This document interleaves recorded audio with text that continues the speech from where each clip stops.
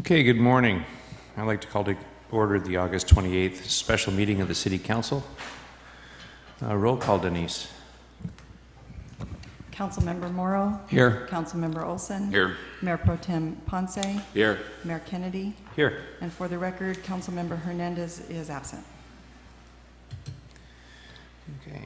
Denise, do you have any announcements or written communication?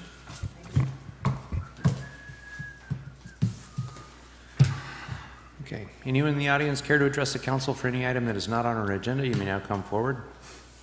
Seeing only staff in the audience. Public hearing for fee schedules. Pretty much opening it up to see if there's any comments, and then we'll have a second required public hearing on September 3rd, and that's when you would be approving the fees or making any changes. Okay. You can give some kind of direction to staff today. Why don't we review the fee schedule? Walk us through it. Gina Schuchard, Interim Chief Financial Officer. And these are the miscellaneous fees. This is the miscellaneous fee schedule for fiscal year 14. And what staff has done, as well as with your assistance over the last few months, is going through the existing fee schedule and updating. Speak right into it? Okay. And updating everything that was feasible at the time. And the majority of the updates were deletions, as well as Parks and Rec came forward with a revamping of their groupings associated with their fees, as well as planning came forward and eliminated some county-related fees that were no longer applicable and adjusting the valuations, making them clearer, I believe. So as we go through this, and talking about the CPI increase, what I've done is I've taken an April 2009 to April 2013 CPI, all consumers, and looked at that. It ended up being 7.83%. And then I also reviewed the health benefits, workers' comp, PERS rates that have occurred during that period of time. And this is a conservative request for an increase at this time, 7.83%. It's since it is proposed at this point, it's up to you whether you want to choose that rate or choose a lower rate, but I wouldn't necessarily recommend a higher rate in regards to justifying the fees at this time. We will come forward to you in the future with a fee analysis program, hopefully within the next year, going into detail on justifying all the fees. And we can go through page. When we have done this before, but I'll briefly go through. The admin fee, as you can see, we deleted a weapons permit. That was no longer applicable. Oh, darn. Yes. And in terms of the structure of the fee schedule, you have the description, the current rate, and what the CPI at 7.83% would look like. And then a column describing any kind of changes. We've added a ground base fee in the cemetery section of the fee schedule. We are deleting change of address, and these are, again, minor administrative changes. And fire with the ambulance service rates, that changes quite a bit with the county, so that's just going to be updated administratively in our fee schedule, since we won't be bringing it to you every time it's updated. Harbor fees, you've review the harbor fees, and we've changed that. So the current rate is actually the recent change. There is no CPI increase on that current change, on that recent change. Law enforcement, no change there other than that 7.83% increase. And the planning fee, if you like detail, a little additional detail, it's on page 19. That is Amanda's backup on that in terms of describing the changes. And what we've done here is really kind of made it clearer. So if somebody comes in to wants to develop something, they can actually see the fee structure and ask additional questions as a result. And she also did modify, I believe it's a final track map, 25% of all costs was changed to 20% to make it consistent with other fees. On page 8, again, you'll see the structural change there with CEQA and EIR, more detail in terms of what goes into the cost of review. On page 9, I've inserted the valuation table just for review and for clarification. On page 10, no other change rather than restructuring to make it clearer. And when you start seeing the deletions in this section, this is really something that's associated with the county that we may not be doing. And we've moved on over the years. And plumbing plan check, the fees there. There's residential appliances with 3 horsepower or less. We're deleting that. And that goes through page 13, 14. And on 14, I just want to note there are some public works permits that are actually issued or reviewed by planning, and I put that at the bottom of the page 14 to make that clear. So it's in the planning section, but it's really a public works related fee. And as I described in our last communication on this, we'll be looking at new fees in the future regarding excavation and the issues associated with that in terms of observation by the local community. And page 15. And moving on to Public Works. I repeated the Public Works section in here. I noticed something I need to change. On recreation, we're getting into a significant amount of change here. So what I've added is, on page 20, is Jennifer's detail on that, identifying the groupings, and then the change in the facilities damage and cleaning deposit, and highlighting proposed fees that make it equitable between all the groups. And what will happen in our final fee schedule is we most likely will keep it in this setup. It will require a larger revamping of this to accommodate her fee structure, but at this point we're just going to put it in the back so it's easier to read.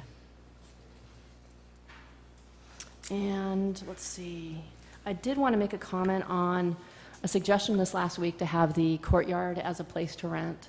That was reviewed before we submitted this to you. We're going to review it further and look at all the true costs associated with that, with having City Hall open. So I just wanted to, because I know that was on everybody's mind. And let's see. In regards to page 18, this is an area we've left pretty much the same. This is going to be a larger review in the future regarding costs, recouping of costs for staff's time as well as for equipment. And that's going to take significant analysis of our vehicles, our fleet, and the value of staff's time assisting. And that is the update for the miscellaneous fee schedule, fiscal year 14. Would you have any questions?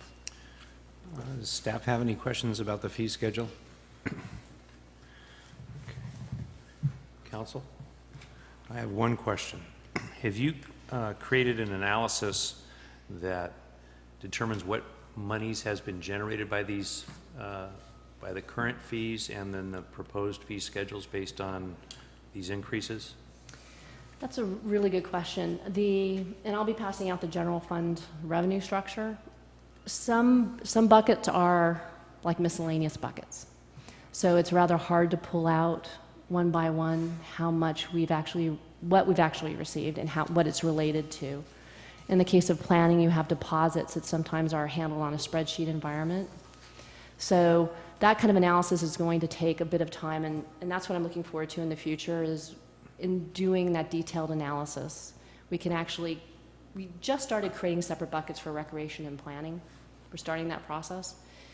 Then we can do further detailed analysis on trends and growth and all of that. So to answer your question in terms of what this 7.83% means overall to the revenues, at this point it's difficult to predict because we don't have the bucket in there to actually review it on an ongoing basis. So that's the plan. Well, I recognize that we could, create analysis until paralysis, but when we're trying to make prudent decisions based on the future of the city and where we're providing our services, if we don't have that analysis, it's kind of a, you can raise fees into perpetuity, but if it's not generating any money, what good has it done? It's- And that's a excellent comment. It's that can set up we can financially, once we set up those buckets, and then also identify the critical revenues that we should have, maybe some sort of checklist, whether it's on the development side, or as we get the volumes of revenue from other funds, how those get categorized, and then have a monthly update on each one of those.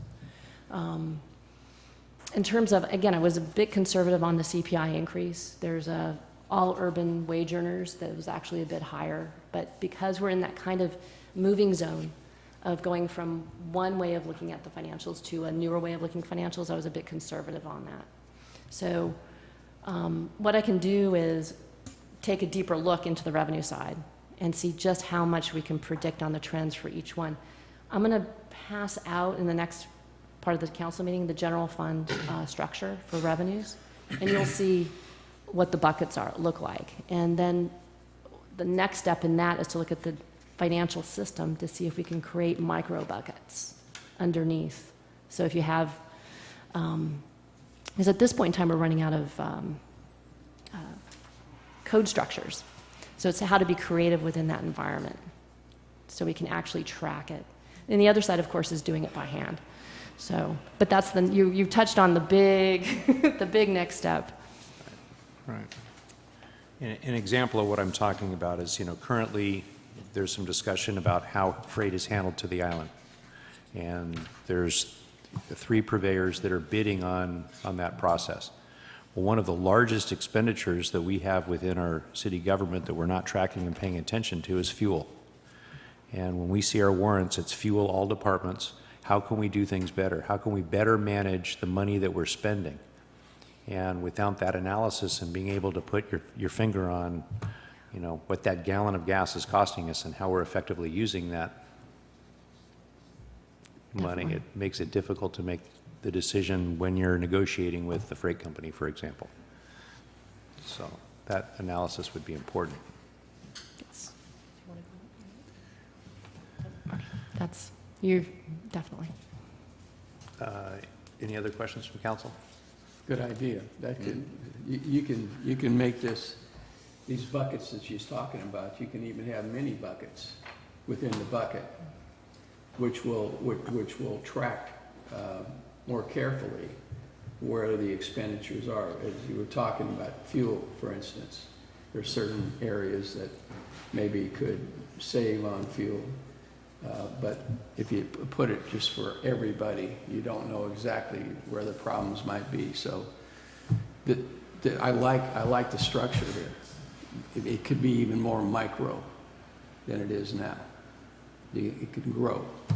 So, and it give us a real good handle on where we are, because quite frankly, I don't know where we are. The structure is being set up right. Now we just got to figure out where the money is. But you also don't want to get down to the minutia.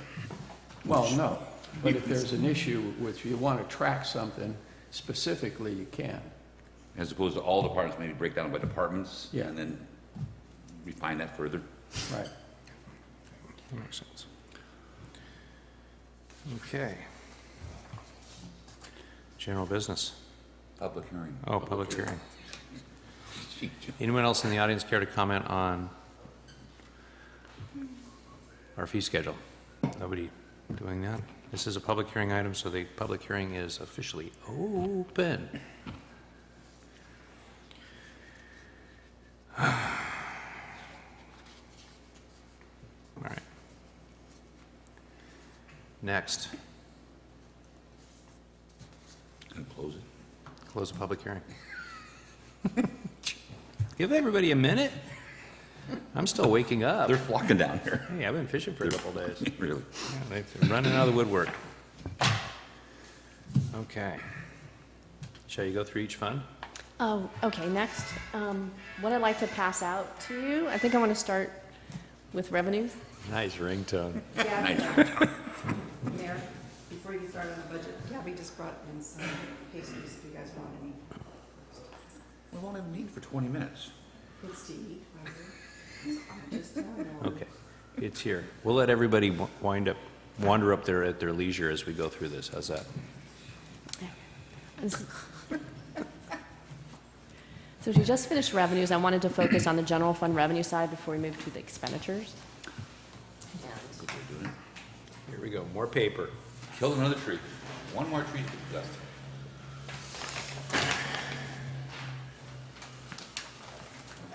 Why you run out of numbers? You got a 9-digit code.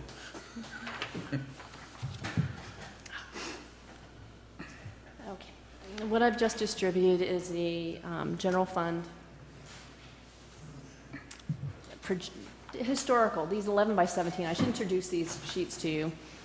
Revenue side has historical back to 2007, 2008. On the top, it shows a summary of everything that you're going to see below by a larger bucket. So you'll see kind of the trends that have moved on through the years to the current year budget, and then there's some percentages there to help you differentiate. And then below, it takes that upper summary and details it out. And I wanted to, by looking at the top section, from 2007, 2008 in the general fund, which is Fund 102, that was a $5.5 million revenue, actual received. As we move across, the last actual numbers, fiscal year 11, $6.4 million. You've increased about $1 million there, almost $1 million.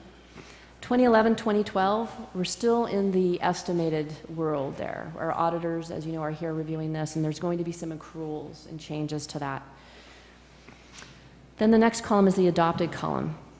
And traditionally in the budgeting process, you need a base to start with, a base to compare to. And you really traditionally use budgets. You don't use prior year information. You just use your budget and you move from there and make adjustments. So if you use the prior year adopted budget, and then I've added an estimated column for 2013. Again, that's more estimated than the 2012. It's really preliminary at this point in time. In fact, so much so that in some of these revenue buckets, it'll be exactly the same number as 2012. So where you see highlighted areas on here, this is where I've taken the number and changed it with recent analysis. Then we move to the proposed budget. And as you can see, the trend has moved from 2000 to 2008 from 5.5 million to 7.4 million.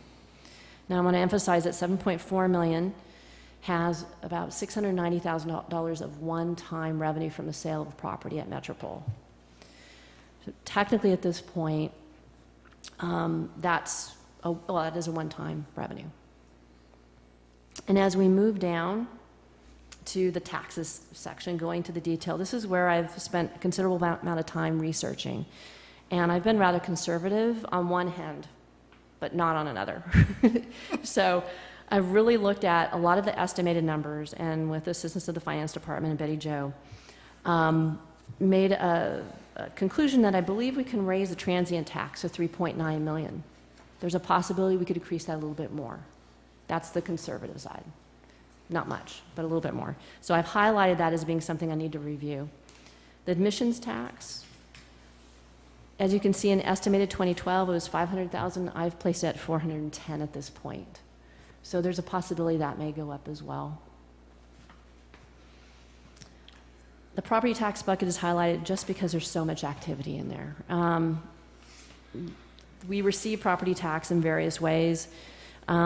And we're going to be receiving more property tax via the successor agency.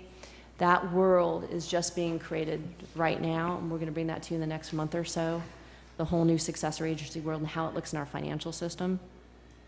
So what I've done below that is I've added a property tax additional line, which is the monies that we will get from the dissolution of successor. So that's additional $247,000. And we have received those monies, by the way. Those are received, actual dollars. So I can go down each section. Licenses and permits.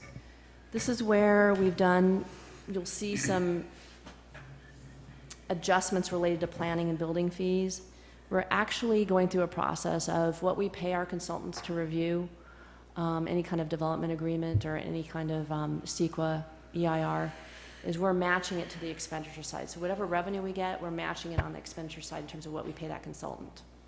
And it can go up or down during the year, and we will probably come back with a January revision to recognize those revenues, but it's a placeholder there. So you're not seeing on the expenditure side a consultant costing more than the revenue that they brought in at this point in time. It's a match. And we've created new buckets as a result of that, so that can be tracked by the planning department. And I want to invite staff, if there's anything you'd like to add as well, feel free. Moving on down to intergovernmental revenue. Any questions on these? These, again, are still estimates at this point. Trying to highlight differences here. Charges for services, this is another area you see a large new section for fees. This is aligning up with the change in the fee schedule, as well as on the expenditure side for recreation. You're going to see revenue in for the exact amount you're going to see expenditures out. And I just want to let you know, there will be a change during the year on that, because if you end up spending a little bit more money on uniforms, it's going to be an expenditure, but we're going to be getting it back on the revenue. So these are just placeholder buckets so we can identify trends as the year goes on. And then in the next year's budget, there'll be the confidence to actually say, okay, this is what it's going to be for revenue and expenditure based on trends.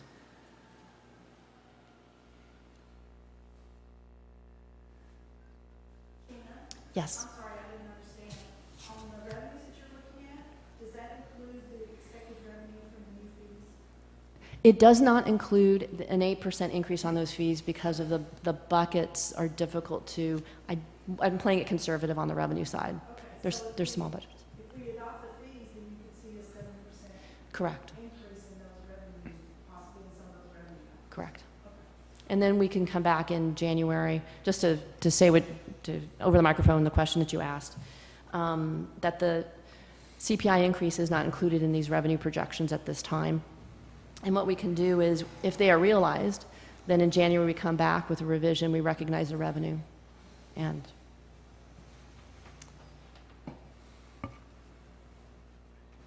as we get down to use of property money, you can see the sale of property after expenses at $691,000.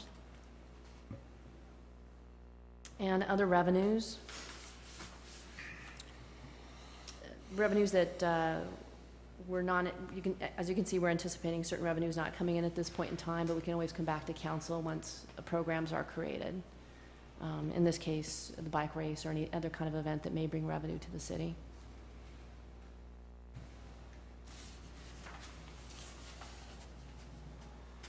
And that's an overview of the general fund revenues. Terribly exciting. Any questions or comments? No? Okay.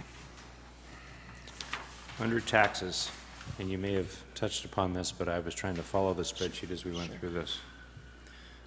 Property tax 1484, what is that? 1484, that is the redevelopment. I believe it's well, the bucket basically is successor money coming back to the city. Okay. So it's successor money. Okay. 1484 is referring to the bill. So it's, that'll be going forward in the future. Okay.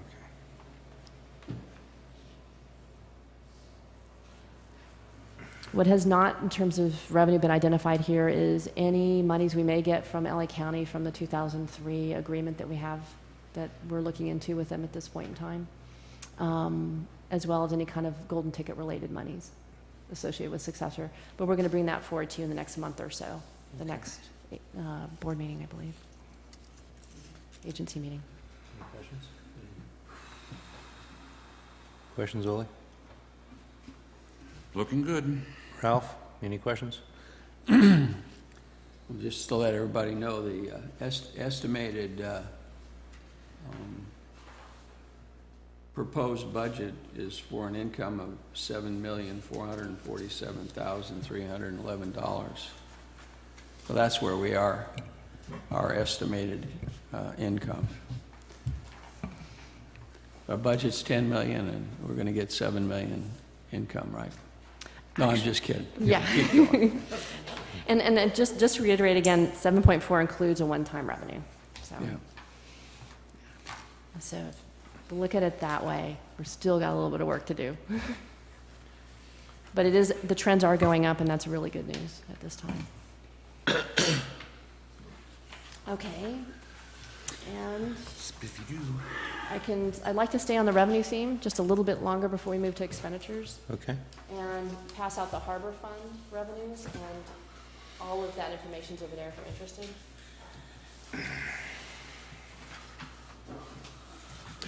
So good. And once your eyes change to expenditures, it's hard to go back to revenue.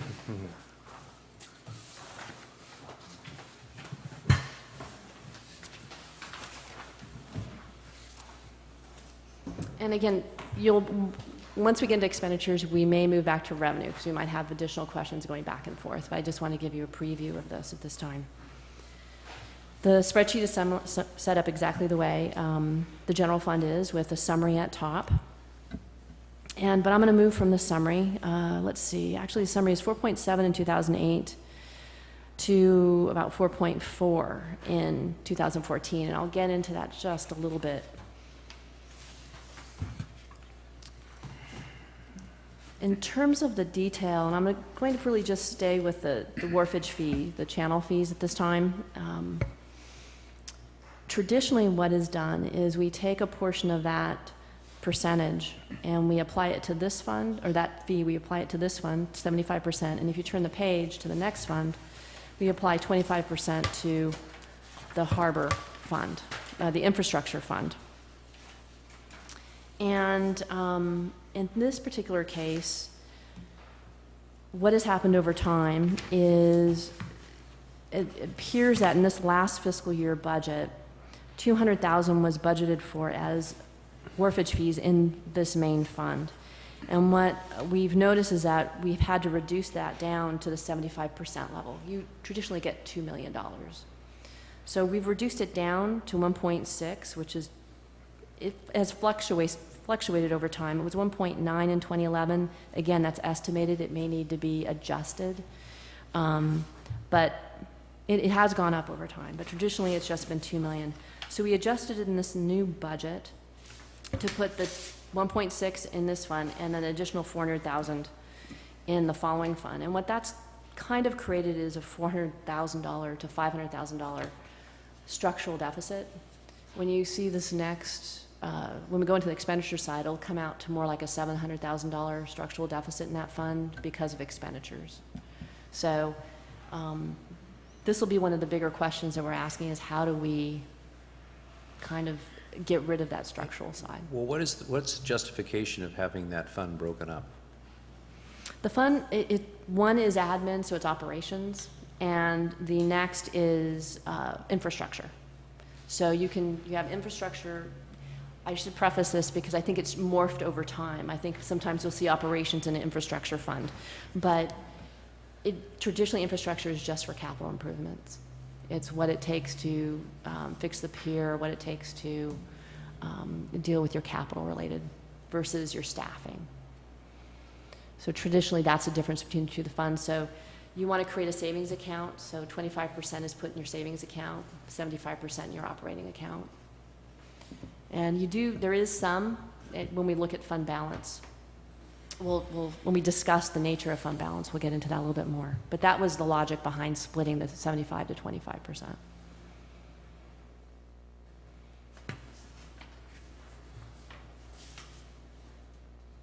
And this last was reviewed, I believe, about a month ago. I recently received some new projections, and those will be applied in this coming week to see if that adjusts this anymore. Are they good or bad? You know, I'll be positive. I'm always positive. They looked a little bit lower, but at first blush. But there could be hidden details in that. And this does include the increasing mooring fees as well. So that, unless you have any further questions on how this is structured or set up, we can always come back to it when we look at the expenditure side. Remind me what the harbor service charge general is? General, What I was your question? believe that's leases. So- I'm sorry? Daily mooring fees, there you go. So they're going down 100 grand? Let's see. 96,915? It's, It's 103.25, 85.45. So One, it's- 2, 3, 4 up from the bottom. and it's going down from an adopted budget figure, last year's adopted Right. budget figure, so it's, the prior year trends, it looks like it's about the same if we go off of the, it's a little bit higher than fiscal year 11. But we raised the fees. Sorry? We raised the fees. Yes, and I put that under, yes, did I put the right one?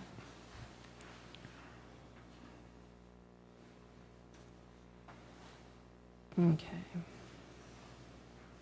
Just have look that. at it because it's going the wrong way. yeah. I had that under mooring permits, I believe I put that increase there. It may need to be distributed elsewhere as well. So we'll take a look at that.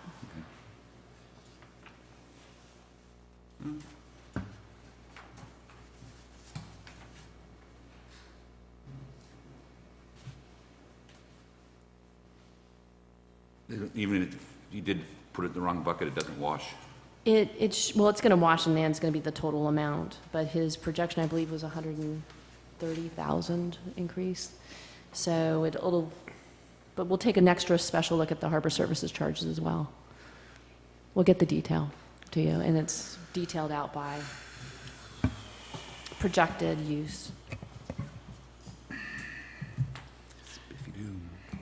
While we go through this process, and I don't know if now is a good time to bring this up, but with the changes that have taken place in the courthouse, there's a variety of fines and penalties and possible revenue items that happen within the harbor. A perfect example is a 72-hour dinghy dock violation. If we can put our hands around how we can collect that money. We are, we're working on a whole list of them Okay. citywide. Okay. Thank you, Mayor. And that's getting 100% of that revenue. That's right, and that may generate more than your CPI change. Yeah. And that's more buckets, and that's good. More buckets. Oh, my God. That's good. Okay. Accountants live for buckets. They collect. Are you good? You're good. How you doing over there, Ralph? Well, there's a lot of data here. Yeah. I'm blown away. It's really good. I And don't like the way the numbers are going. Seem to keep going up and up and up and up and up. That's typical government, though. And on these harbor fees, we can give you the detail to all these revenues as well. That Brian has a significant amount of detail he keeps. Okay, that's harbor. And then the next group of revenues, this will be the last group, is just the sewer. I'd like you to become acquainted with the sewer fund just a little bit. It isn't as detailed as this, because it's just one revenue, but Okay. Somehow I kind of had a good, strong suspicion we'd be talking about sewer.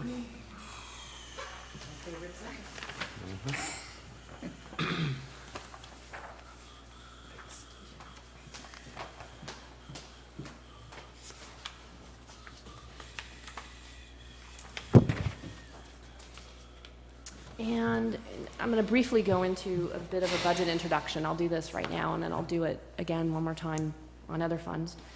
The sewer fund is a proprietary fund, and there are different funds in government. There's a governmental fund, which is the general fund, which you can spend the money on anything. And then there's proprietary funds, which kind of acts like a business.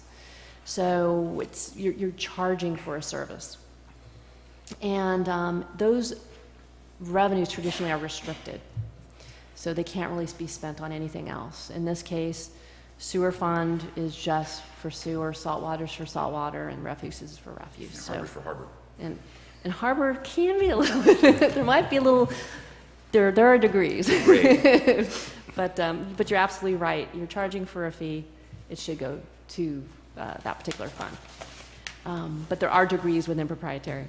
And so the sewer fund is rather simple compared to the other funds. It is, the way it's been structured over time is into 4 various funds. And what you might see over the next, when we come forward with RBF's new budget and everything else, is a restructuring of these funds to be in line with that plan. So what you're seeing right here on the revenue side is a splitting out in a way of what we get from the property taxes for sewer. So there's a certain percentage, 70% goes into this particular fund, 107, which handles operations. So you'll see the ES contract there when we look at the expenditure side. And what I've done, I guess the larger reason why I wanted you to see the revenues is I've budgeted revenues to the penny when it comes to what our tax rules are. When I looked at the history, it doesn't quite come out that way. And it's either delayed in tax and penalties and all of that. But we are going through a shift in how we present that information to the county. We're going to be reviewing the status of certain units, you know, how many rooms, all of that. So there may be a process there will be a process that we're going through that will delay some of this revenue coming forward, because we're going to do it separately from working with the county. We're going to do it individually by homeowner to indicate this is, we identify your property as being X, and this is what it is on the tax roll. There's an incongruency here. Here's the difference. So that's going to shift us a little bit in this coming fund, since we're doing a lot of re-looking at the data. And so the revenues may be coming a little slower than normal. So, but I just want to let you know that I've budgeted to the penny on the projection. And as you can see, it's really simple. Just wait till we get to the expenditure side. And you have an administration fund. This is an interesting combination of city staff and other capital expenditures here as well. Again, I believe this one will be doing a lot of restructuring over the next few months. So it's easier for us to look at RBF, but as well as Environ's budget. And then we have the wastewater treatment plant. Just like I said earlier on the harbor fund, we put a percentage, about, I believe, 10%, 20 to 10% into the wastewater treatment plant as a reserve for replacement. And that's an essential part to keep that going. And what you'll see on the expenditure side and all funds is that that's going to be deteriorating, that reserve fund balance over time, possibly even this year. So does that mean that that percentage is sufficient? You know, the percentage is sufficient. I think it's looking at where we're getting the revenues from. And that's why we're doing the review on the revenue side. So the percentage has worked over time. You do have reserves in those funds. But just like in saving for a new car, if you're using that savings account and the time comes to purchase a new car, the funds aren't there. So you have to look at the whole picture, like you've talked about before, which is how are we structuring the revenues? And what you're going to see on the expenditure side is I'm recommending a rate analysis study to see how we can structure this in a way that's equitable and in terms of your community, how your community is set up. Every city is different.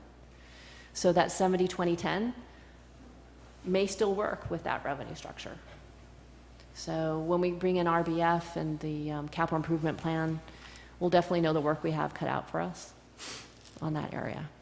And like, I'll repeat myself a couple of times, we're looking for grant money as well from Clean Beaches and the feds to assist us on that as well, so it isn't such a burden on the rates. Well, my interest and concern in the statement that I made is that historically, redevelopment money has been allocated to a lot of these infrastructure things. And not as it relates to the sewer fund, but the saltwater fund is an example. staff came before council and said, hey, hello, we need to raise our fees a little bit so that we can generate enough money to fix the things we need to fix, because the bucket's empty. And the council says, well, we're not going to raise the fees. At least that was the vote. That becomes critical if we want to continue to provide service. Okay. Yes. Dependable service. Right. We've got a holiday weekend coming up. I forecast a saltwater break, don't you? Don't, Okay. he put it out there. It'll happen.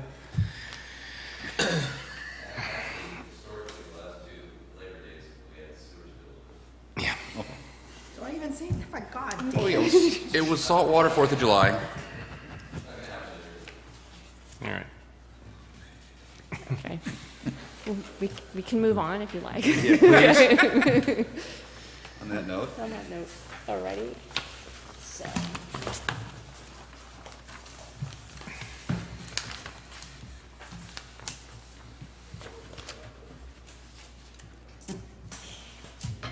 And what I'll do is I'll describe what I've handed out to you. I handed out to you a stapled packet with some detail sheets, and this helps you to, some of it's kind of self-explanatory, but it details out what the line item descriptions Which one? include. So if you want to have that next to you, it might help you out. We'll be walking through that as well. And then I handed out a budget study session documents description page. And if you turn that page to description of funds, I'll briefly go over that. And in terms of how your city structure budgetarily looks like. This will take just a few moments. You have a general fund, which is Fund 102, and this includes public safety, recreation, public works, and community promotion, and fire. This fund doesn't, as I just described it doesn't include the clerk of the council, finance, and other overhead-related items. That is included in Fund 101, which I'll get into at the end. Other governmental funds are your city infrastructure fund, which traditionally over time has become kind of a grant fund. We've included toxic waste, which we're going to move from that fund into an insurance fund in the next budget. Traffic safety fund, this is related to code enforcement. Prop A fund, that's going to be dying out over time. I believe we only have a few dollars left in that. The storm drain replacement fund. The reason why it's called a governmental fund, which means it kind of leans on the general fund, is it doesn't have a pure source of revenue. It just gets any excess the general fund has, and that's an area that we're going to highlight as being one that needs to be upgraded at this point. So we're going to be, not necessarily right now, but looking at how we get revenues to that storm drain fund. Rydell Cemetery Trust Fund is a small trust fund for the cemetery. you skipped one above it. Oh, excuse me. Emergency Relief Fund. Yes, and this has moved to the community. My understanding of the history of this is over time. It was a program the city had for emergency donations. And over time, it has moved to the community in terms of fundraising. And so this is something that we won't necessarily include in the budget, but I've put it here right for you. CD Redevelopment Reimbursement Fund. This fund is in place as we work on the transition with successor agency. We're going to be charging, at this point, city staff time that would normally go to the redevelopment agency and as a holding area. And what you'll see in the next page is we've over budgeted in that. And we're going to determine if we're going to pull that back or if we're going to wait to see what further revenues we get from successor. That's a key point to look at. The Avalon Municipal Hospital gets a half-cent sales tax directly through us to the hospital. The key question there is, how do we reimburse our costs for providing this particular service that we have for them? We're going to be doing some research in the future on the rural communities, the act associated with that, because at this point in time, that fund is in a deficit mode because we charge overhead to it. So that's one area, another area that we're going to look into in terms of how do we get overhead and should we get overhead? And so that'll be a question that we'll be bringing forward. Probably not in the budget process necessarily, but somewhere along the way. Just looking at other models in other cities and how they work that way. And it's purely... Have you had that conversation with the hospital? No, it's because it's just a glimpse at this point in time. I'm assuming there's got to be other models, so I want to do some research on that. But my understanding is historically any charges have been removed, but we still show them on our books as being charges that aren't recovered. And it has grown over time. So the question is whether we write that off and start a whole new relationship in terms of how we handle that. Either we don't charge for overhead, or we charge appropriately for overhead. So that's just something to bring up. I haven't at all spoken to the hospital. I think they're getting reimbursed for the overhead because they include it in their costs. So the feds are paying them. They're just not paying us. Well, okay, good to know. Definitely look into that. You know, when we passed that half % increase for the hospital, that was way before the new reimbursement started, which brought our hospital out of basically break even. So we should have more money than we need. Or is that increase added as income to the hospital and possibly taking that and adding that in, and the reimbursement we get from HS whatever is less?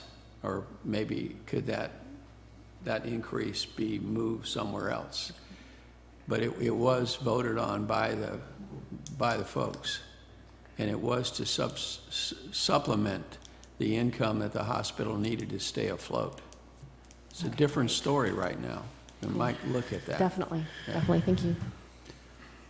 Well, at this point, they're healthy, Yeah. Yeah, and we need to have that conversation. there might be some trade-offs in there somewhere. Yeah. And then we've got the McLean Putnam Trust Fund, and this is used for fire-related expenditures. Again, nominal funds that are there. Special revenue funds. And again, these are different from the governmental funds. You can kind of spend those a little the way you'd like to. Special revenue funds are traditionally grant-related, and they're highly restricted, and you want to account for them separately. And this includes your gas tax fund, CDBG fund, and the MTA fund. Proprietary funds, again, they're business-like funds that receive revenues as a result of providing a service. It's harbor, sewer, saltwater, fuel dock. General administration fund, and this is when we get into what are called internal service funds. These funds charge out to other funds, and this will be a big part of what we look at here today. They're kind of overhead funds. That we charge out to other funds for the services of the city manager, clerk, HR, risk management, IT, once we get the IT department going. And then insurance fund as well. We charge out to departments for liability insurance and compensation, workers' comp, and any legal expenses. And then the vehicle replacement fund, we charge out for that. And just a note on vehicle replacement, that is an area that we're going to have to look into as well in terms of reestablishing that fund and identifying a replacement schedule. So there's a nugget of work to do there as well. Right now, we're a pay-as-you-go. There are some funds available, but they've been depleted. In the last 3 or 4 years, we stopped putting in. You stopped putting money in it, right? No, we took money out. Well, that became the little placeholder to balance budgets. Yes. You know, it was easy to stop funding this bucket because we need to spend the money elsewhere, and that's kind of like not the best business practice. Vehicles wear out. Yes. And now, turning the page, this is the overview. And we've looked at revenues, so you've got a sense of that. And now it's how do we marry the revenues with the expenditures and your savings accounts from prior years. So what I've done is set up all of these funds by their types, identified, if we ignore the estimated beginning balance column and move to the revenue, this is revenue in for the current fiscal year for each fund. Transfer in or transfers in from other funds, and it should match the total on the transfer out column. For total sources, and when you look at the total sources column, it actually totals the transfers in and revenue. Now, talking about the estimated beginning balance, as I've communicated in the past, we're still a work in progress in identifying what funds we have per fund. We know overall the city cash, what that looks like, but by fund, we're basically confident about year-end 11, as we're working on year-end 12 as we speak. I would say a couple more weeks we'll be able to identify what cash is by fund in terms of fiscal year 12. And my goal is October, I won't give a date, sooner hopefully, for fiscal year 13, so we have a solidified number by fund. At that point in time, our goal is to come back to you and modify the adopted budget at that point in time with these estimated fund balances. So what I've done is I've taken, I'll move over to the operating expenditure. These operating expenditures you see here in this particular column are detailed in the backup that I've presented, and then the total uses, and then the ending balance column. In the ending balance column, you see two positives here, which are in those sewer savings accounts that I was describing. So those two funds have a surplus coming in at this point in time, above what we've budgeted for that particular purpose in those particular funds, if it's the wastewater treatment plant. Now, if we go back to the estimating beginning balance, these are the funds we need from our savings account to operate with our current expenditures. So it's a total of $2.3 million. It's spread out between all the various funds. So we need to pull from our savings account $148,000 in the general fund at this time. General funds are really general fund related. If they can't carry their weight, we have to pull from the general fund savings account to assist those. And as I mentioned earlier, we've got the redevelopment and reimbursement fund there at $302,000, which we're looking forward to getting a positive legal opinion in the future when we look into that. Special revenue funds, the CDBG fund, that's actually monies that is allocated to CDBG. That's a good, clear number, what we need to do Meals on Wheels and other programs in CDBG. Proprietary fund, the $712,000, that's highlighting that structural deficit from the revenue, about $400,000, as well as additional expenditures. And that's what we're pulling from a savings account there. And the sewer fund, $579,000 that we have to pull for the operations account. Now, of course, if I make a transfer from the other two healthier funds to the operations funds, it isn't that high of a number. And let's see, saltwater, $32,000, saltwater infrastructure, $376,000, and this gets back to what we said earlier, that the saltwater fund that's what I'm really looking forward to seeing in October, is how the saltwater fund is doing. That's key. If we need to draw extra money, that'll have to come from the general fund. It can't come from the sewer fund, unless we find some kind of nexus, and it's got to be approved, since it's a Prop 218 fund, how it's related and how it may impact the sewer fund if something happens there. So at this point in time, this is the minimum amount that we'll need to move forward. There are going to be additional adjustments. I can let you know that, but minimal at this point in time. So this is the overall financial picture for the city. This does not include additional capital improvements. It doesn't include any kind of, like I said, looking in the future, putting money away for replacement of buildings, cars, infrastructure, on any other level. So those are all areas that we need to work towards completing, creating those financial management plans. So to put it simply, we're bringing in 90 cents and spending $1. Yes. If we're lucky. It's not very sustainable. Correct. Doesn't work too well. And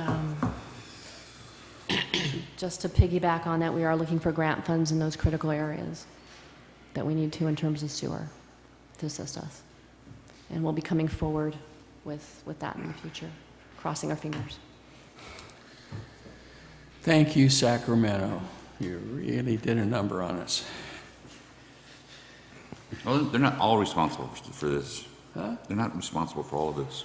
With ACIA, we were able I to fill the understand. holes. No Well, more. you can't fill the holes in the harbor. You can fill the holes in the salt and sewer. The sewer infrastructure fund and the wastewater treatment fund beginning balance, are those effectively zero? Or it just hasn't been determined yet? It hasn't been determined. So on one level, I didn't want to predict any excess funds at this point in time. These are just the funds you needed to sustain the existing budget. So there are funds available in those, the sewer infrastructure fund and the wastewater treatment plant fund. I just don't have What them those exact numbers yet. are, Right. Yeah, I'm hoping in October we'll get it, if not sooner.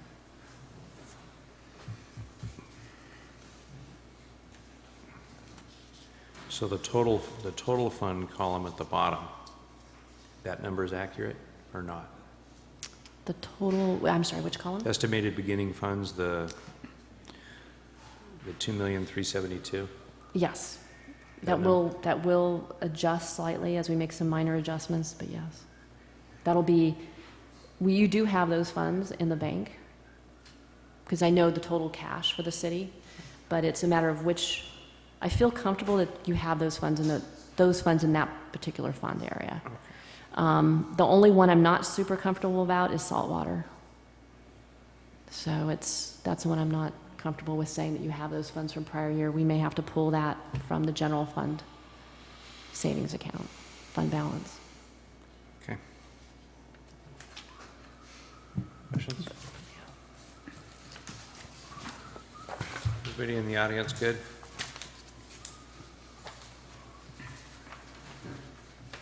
And just to reiterate on this, we are working on, and will be working on deficit reduction ideas as well as revenue ideas. And we've discussed this in the past. So the big key is, even though we may have cash overall, the most important part is cash by fund. And we can't overspend in one fund without pulling from another, but it has to be from a general fund balance to be able to do that. So I'm confident in saying your special revenue funds are clean. You haven't overspent grants and gone into, that's all fine. It's just those other ones that traditionally we're aware of, the sewer fund. Gina, Yes. can I ask a question on the Harbor Fund on support services? The current contract is $705,000, now $712,000 whole. Is there a reason why the whole paramedic contract comes from The question asked by Brian Bray, our harbor master, is why the paramedic contract at $700,000 is coming from his harbor fund, and his budget is in deficit by $700,000. And that is something that I think we have to look at overall. Yes. Needs to be shared by the whole. I don't know historically if it was always from that fund. Well, historically, it was a lot less than $700,000. I know that, and it has increased significantly over the years, and I believe Well, there's and one of the things that's happened is that the contract has increased significantly over the years. So, what was almost in perpetuity forever, it was $500,000. And Don Kanabe has a couple of times waived the increase And with the position that the county is in today, he probably is not going to continue to do that. So one of the things we need to do, or have needed to do for a while, is to sit down with the county and renegotiate that. Because at some point in time, you lose value. You know, once that contract gets north of $700,000, it becomes an economic thing. Do we provide our own? Do we contract out? Yeah, we need to analyze that and sit down with the county players ASAP and get that number back south of 500. Definitely a contract review. As I believe it's a long-term contract as well, so it's always good to go back and revisit and see if it still works for us. Good point, Brian.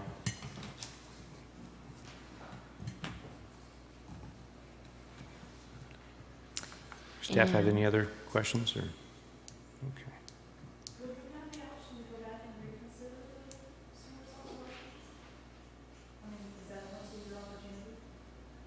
It should be an annual opportunity, I would think. But it is once a year because of the property tax. Most of the year that we looked at. And that's another area I'm recommending a rate analysis as well, and to see how do we charge for that. Randomly. Is there any additional questions on the sources and uses? No. Okay. And we'll move on to, let's see, it's about an hour and 10 minutes, I believe.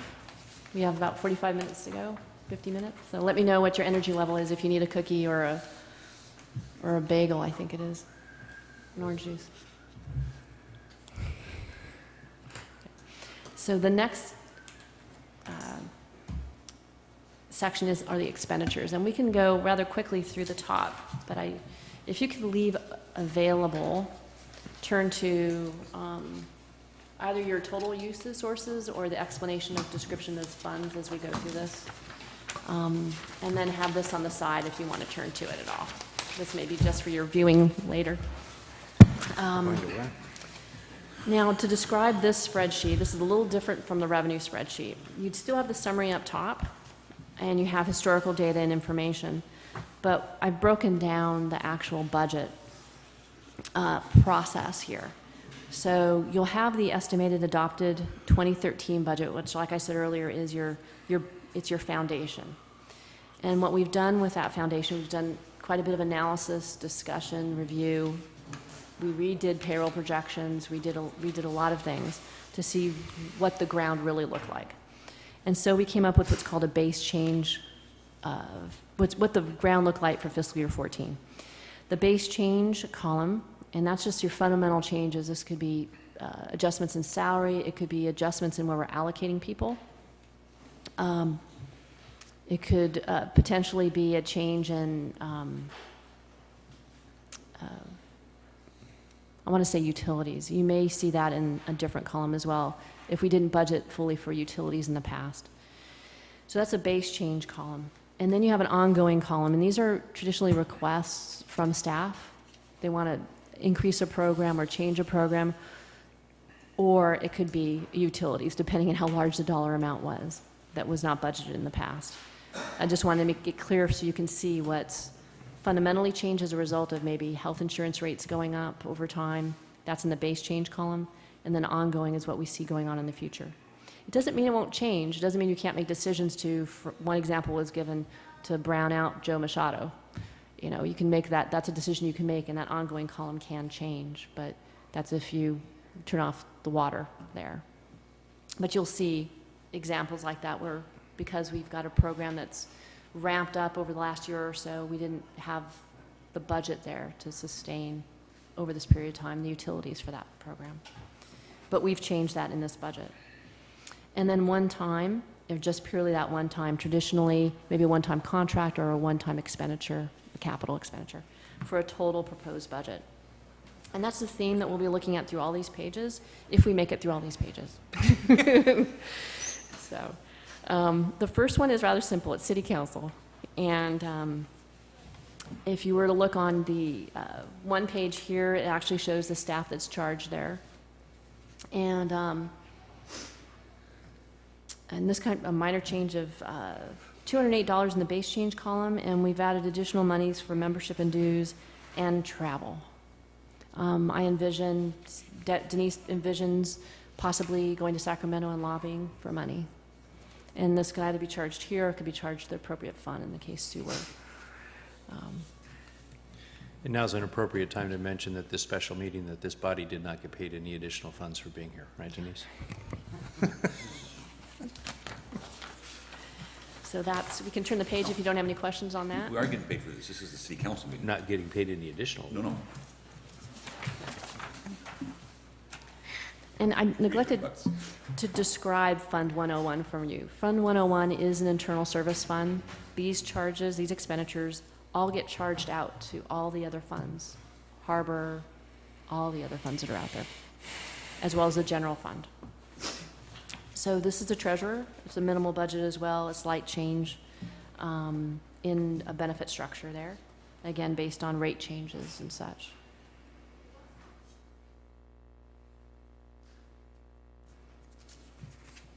And that's, we can turn the page if you like. And just stop me if you have questions.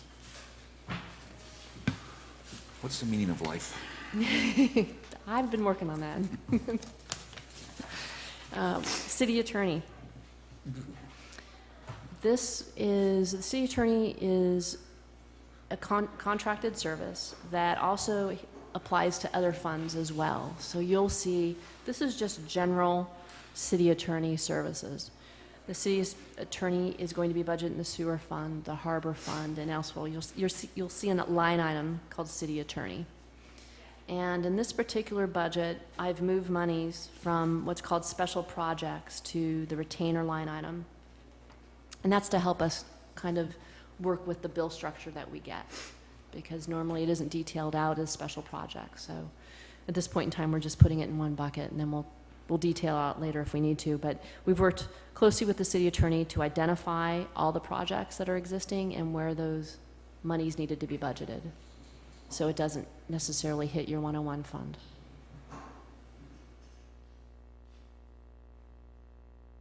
Well, at least it's not as bad as 910.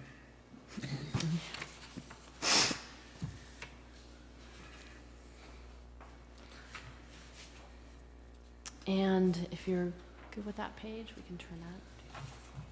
Oh, wait, I'll watch you all turn the page. And then General Administration Fund. This is, what you'll see here are the budgeting for the elections for $35,000 this next year.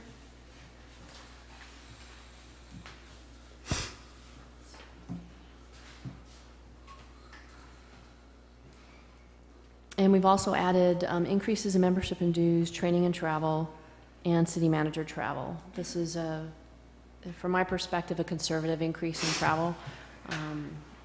I would recommend more travel for staff and conferences, and that's just my personal recommendation.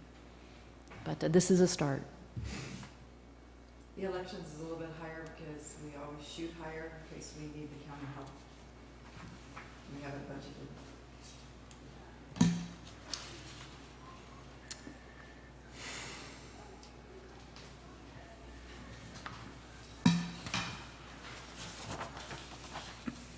Okay, and moving on to finance. And I should let you know that unlike the revenue side, the estimated column for 2013 is, I would say, 75% good. You know, we're still going to have a little bit of accrual going on there. So it's more of an actual number than the revenue side was. So on the finance side, what you'll see here is we're increasing our financial system software contract. It is going up and increased this last year. We're adding additional membership and dues for staff, overall for line staff. And training and travel has remained the same. There hasn't been much training and travel because we've actually, finance staff has been here quite a bit. So we're looking forward to that being spent in the future. And then moving down to professional services general. This includes several things. It includes a proposed budget for financial consulting for this next year, which includes Platinum, LGS, and a portion for a plan going forward once we look at the deficit overall, how to address that. And it also includes about $30,000 for Whitman. It's paid from this account, and various miscellaneous items totaling $5,000 or so. That is one of the larger requests in the budget for the 101 fund.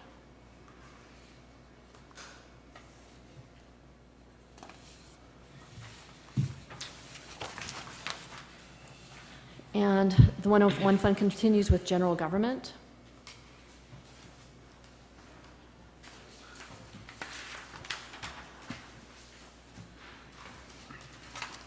This particular fund also has, we budget for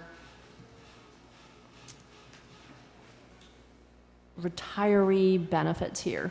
Some are retiree benefits for $45,000, so that looks a little bit unusual on that particular line. As we've gone through, you'll see when we go identify ongoing for the $2,000, it's because we've identified trends in prior year. We're not going to, I have to say Betty Jo is very conservative.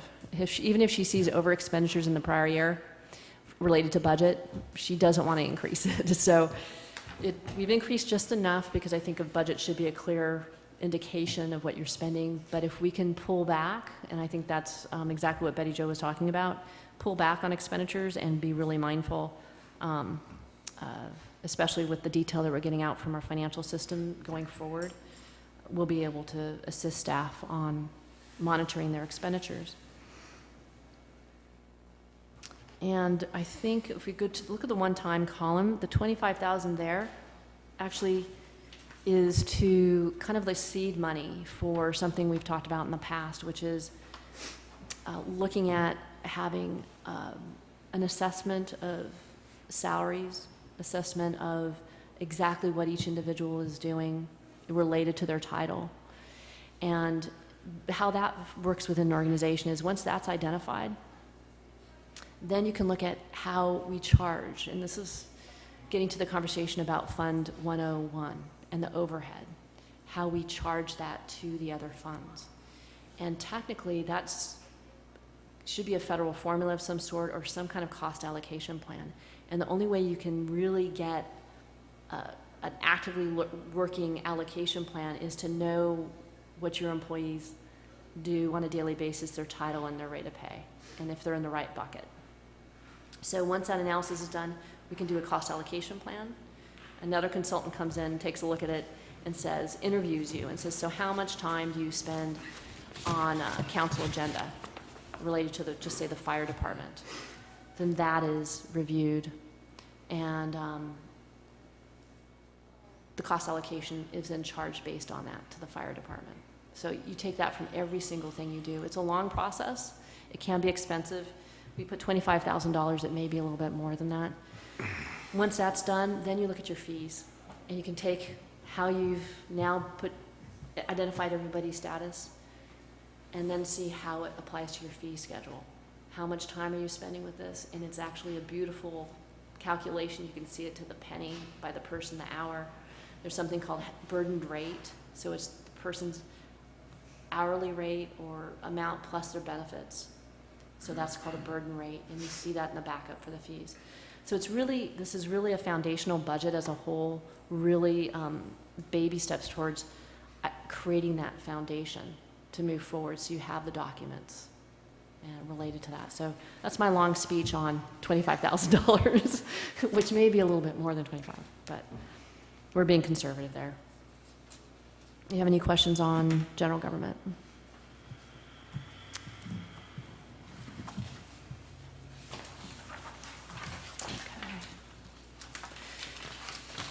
Now, that was the end of Fund 101, the internal service fund, and that's $1.6 million, and that $1.6 million will be charged out to the funds that are able to be charged to.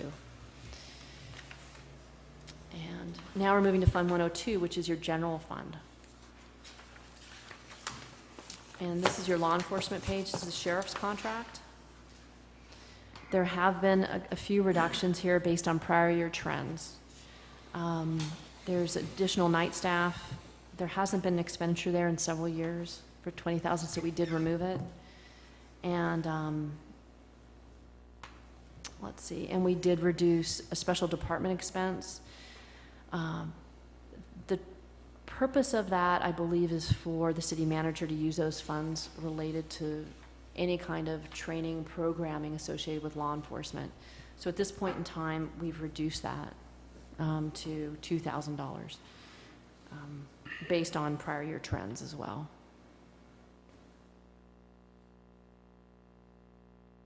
And sheriff's assistance has also been reduced based on trends. And this doesn't mean that we can't come back to council and request additional funds, but we just wanted to identify those trends that we saw and reduce accordingly.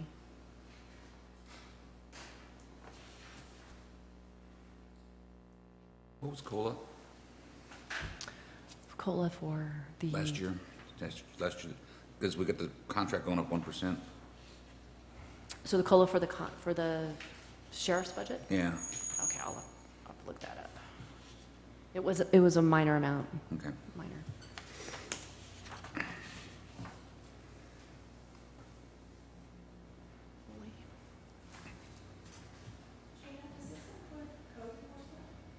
No, not on this, not in this page. This is just sheriff. So what are the salaries and benefits for in the law enforcement? This is the beginning of charging out the Fund 101. It's actually general insurance and admin overhead if you look at the detail right below the top. Under salaries and benefits, that's where we put our overhead charge. So that's the law enforcement's portion of what overhead looks like. So we take the 101 fund that we just presented and we allocate it out to all the applicable funds that we can. Right. So we're charging ourselves $96,000 admin overhead to oversee the law enforcement contract? Yes, of all the expenditures related to the 101 fund. So that's, again, like I mentioned before, the way it works traditionally is the council time to present an item related to safety, anything related to communication, just time overall. It could be related, also, you'll see it in the sewer fund, how much of staff time is dedicated to sewer. I guess what I'm confused is this fund pays for our sheriff's contract. Correct, correct. So we're charging ourselves in the budget for us to oversee their contract. Yes, it's allocated as a part of a public safety. As part of public safety, yes. 101 From- doesn't have any revenue, so you got to balance it, so you allocate it out. You spend $1 in 101, you got to put it other places to get it to balance. And so they're putting 175,000 here out of, So there's just one more question I think I'll get. So there's 96, there's 122, well, that's the whole budget. There's $117 in salaries, city salaries, that are in this fund that are not reflected in other departmental budgets. Well, this 117,000 is a portion of the 101 fund, That's what I mean. or the the 18,000. That's what I mean. Yeah. So other funds where their salaries are $117,000 less because we've allocated it to this budget. No, we'll chat about it after. I'll tell you what an internal service fund's about. Yeah, I think I know what you're describing. And just a little thing, it's even though you have a contract, this is a large contract, and there still needs to be management of it, so there's a cost for that. And that's what this is about. And a part of the cost allocation plan recommendation is to really get an idea of what that's about. So it's, okay. Okay.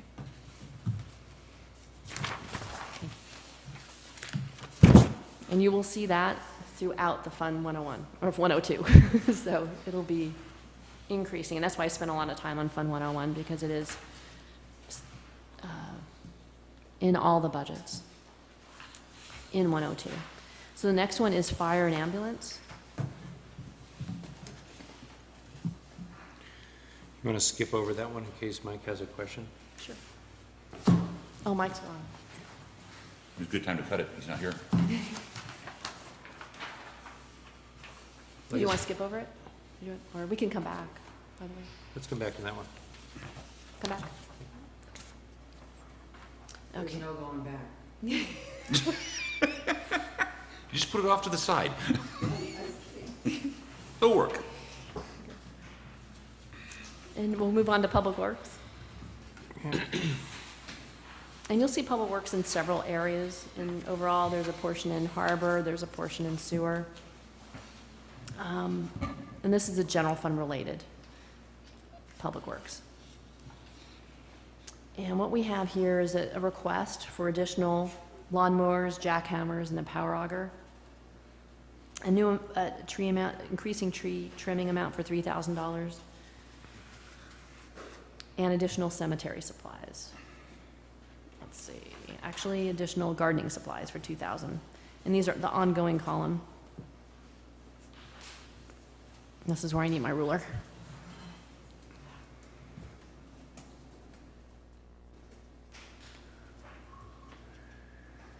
Yes, and it appears in terms of clothing allowance, it wasn't budgeted in this fund before, and so we were budgeting it here. And the utilities for cemeteries has gone up, as you can see, it was $46,000 estimated for 2013. So we're not quite putting it to 15, to 46,000, we're putting it to 40,000. And just a small conversation about utilities. There's a lot of good work ahead of us in terms of setting up a program to identify how we're spending in the utilities area, our meter system, everything, and just creating an inventory on that to double check how we're being charged. Because that's one of the areas in most city government that over time, once you set up an account, it just gets paid on a monthly basis and isn't really reviewed. And I've seen in several instances where something's been turned off and the utility company was unaware of it, we were unaware of it, and we were paying for it. So that's a whole other analysis. There's an opportunity there to see if there's some cost savings.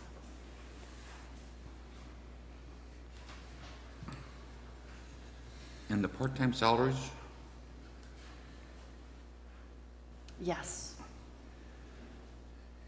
And that wasn't budgeted in the prior year budget in several funds. So we are now budgeting for that. Did you want to know who is the part-time salaries? No. Or, okay. Yes, it's part-time salary. Would it be, would it be difficult to pull a manpower by department? Yes. No, it No. isn't. No, it isn't. It isn't difficult. No. Okay. We have that. Yes.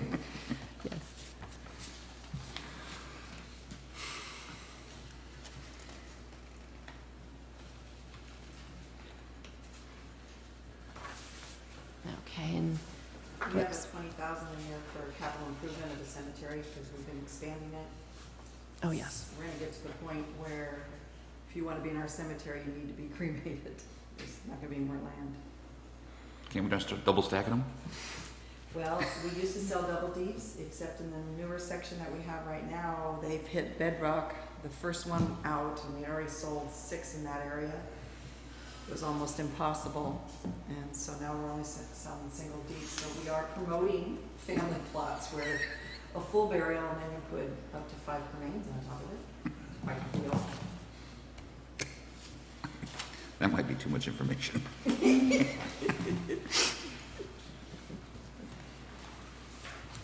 okay. You good with Public Works? And I just want to reiterate, I can sit with you individually on these as well, if you have any questions. So, Planning and Building Engineering, Amanda? So we've got, this was actually one of the fun budgets to work on. Like I said, in the revenue side, we created buckets that match up with our contractor relationship. So and that can, if we get more revenue or more expenditures that are indicated here, then we'll come back with a revision. But this aligns up so that Amanda can see what she's spending and then what revenue she's getting. And we do, I just want to, let's see, right copy or... The general plan update, I just want to emphasize there that additional monies, any additional monies that are related to the successor agency will be pulled from this budget and placed in the successor agency budget. And the only question here is if the Muni Code update is related to that, if that's something we can add.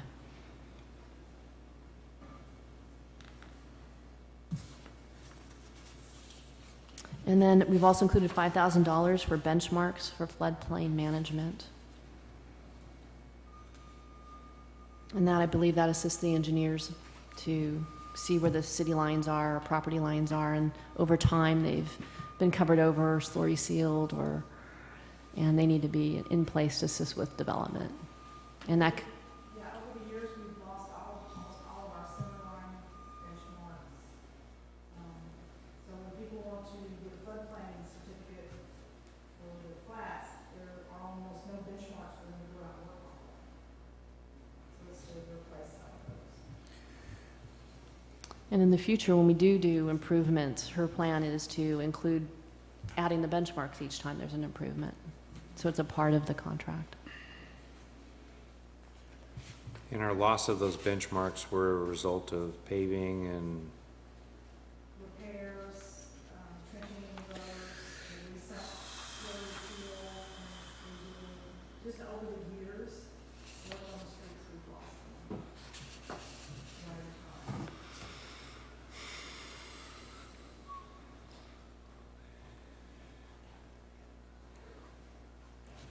Do you have any other comments? Okay.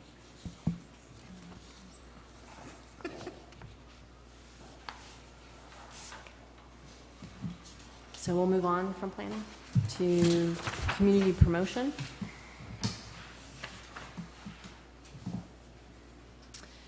And this is the chamber budget. It is a percentage of your TOT. And what I have done here in terms of, let's see, find my ruler again.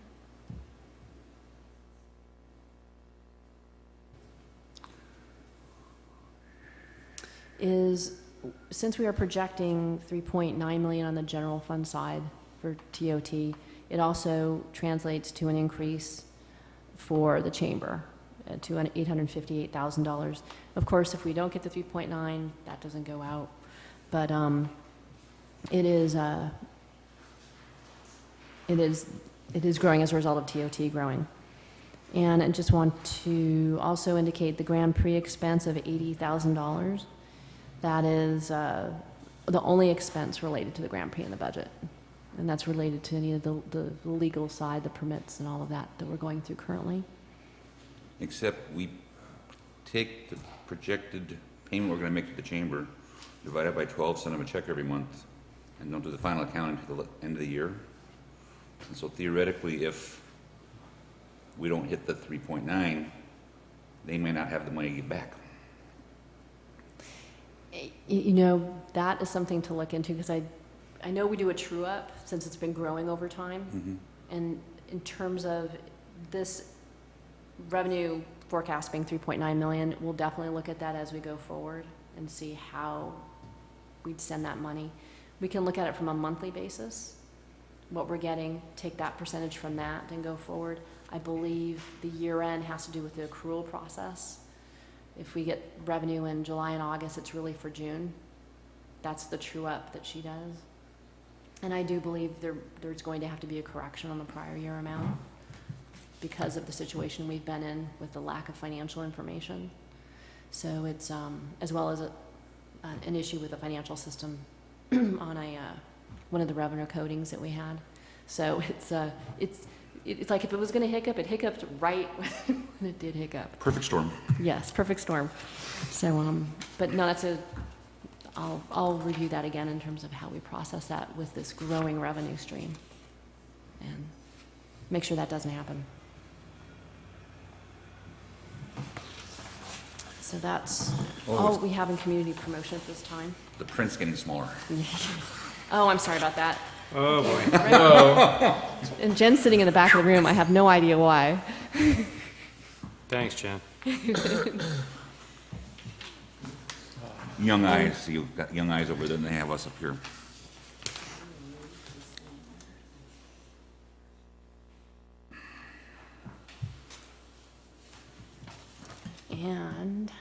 And really the overall, let's see. We have a small tools request, and this is for the Joe Machado, which will assist Carl in that area. And there's a thought process there that getting the tools will also reduce expenditures elsewhere. And as I slide down here, and this is where I brought up the example of Joe Machado Field, and I apologize to Jen for that, but it's a good one. The utilities were $61,000 that particular year. Some of it could be because it's a brand-new field. Others, we've got to monitor how that water is being used and possibly regulate that a little bit. But the goal here is to, of course, keep the grass green, but at the same time, save water too. So we've put an increase, ongoing amount of $22,000. It doesn't match the 61. We're being conservative there. This is another area we just need to investigate a little closer in terms of leakage. As it relates to water. As it relates to water, yes. And we've added some line items for ongoing. The Island Company let us know they'll be charging us property taxes on certain areas that they hadn't been in the past. And they are charging us for Tremont Hall, Field of Dreams, and the Machine Gun Park. And, yes.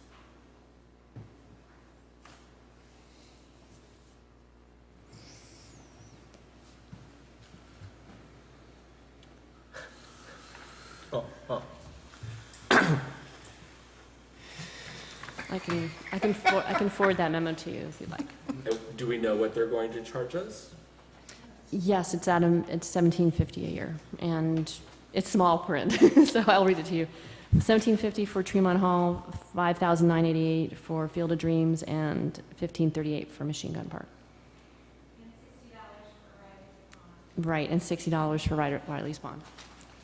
But part of the golf course maintenance shed is on city property. We'll get, Along the field. change that. We'll charge a rent for that. So we should be able to store floats on Field of Dream if we're paying that much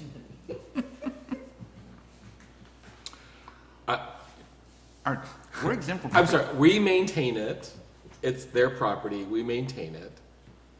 And then they're gonna charge us property tax for it. That's not unheard of. They do that to all their properties. We're currently paying, I believe, for the warehouse, property tax. Well, they're not charging us property tax for Field of Dreams. Yes, they are. $5,000. They're going to. Oh. And I'll reprint this so it's easier to read. What do you mean? So if we do that property swap, we gotta make sure that they exempt. We don't pay property tax on our own property. Government, no. Right. So how long of a lease do you need before you can exempt the property? A government, Yeah. If government leases something, how long can the lease have to be before we can exempt it from property tax? good Scott question. Because I know that they do that for public utilities as well. Mhm.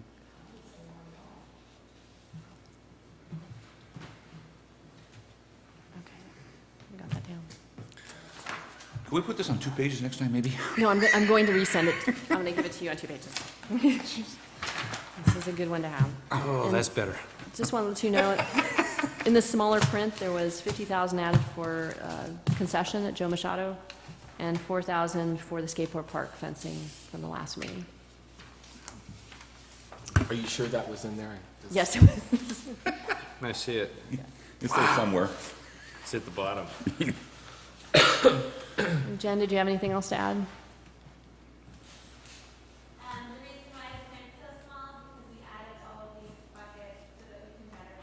Oh, yes. much like planning, instead of having everything going into miscellaneous fees, now we'll actually be able to, so next year's budget, we'll be able to see exactly, accurately how much revenue each program is generating to cover their expenses. Assume we all have the right prescription for our glasses.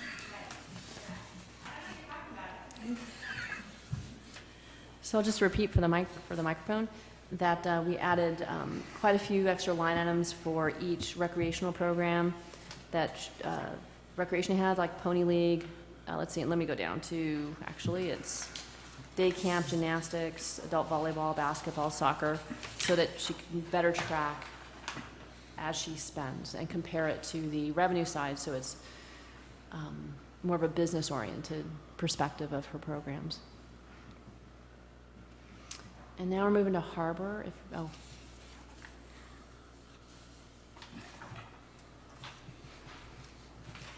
Harbor Fund.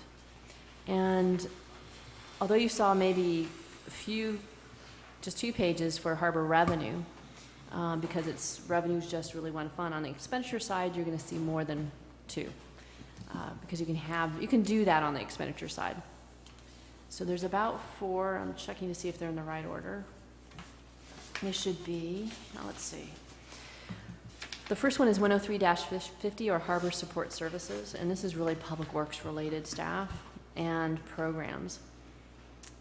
So you actually see the beach maintenance. You actually also see the county contract that Brian spoke about earlier, the restroom contract, and shower facility contract.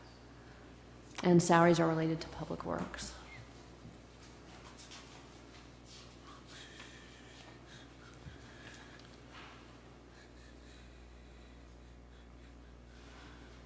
Not really any one-time expenditures here or changes. We have a slight increase in the beach maintenance contract for $3,000. Related, I believe, we've added some for sand, increasing sand.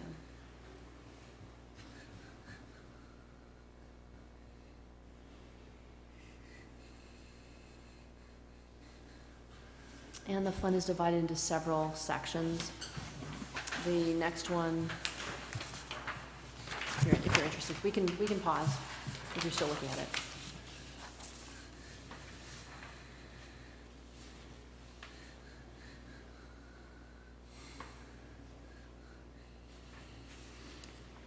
So the 290 in new costs, kind of like in the middle, all that stuff that wasn't there, Yes. was just changing accounting principles. And you'll see it's the admin overhead and general insurance.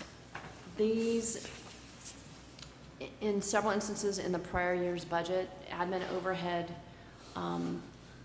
was, in the case of the general fund, this isn't the general fund, was lumped into one number.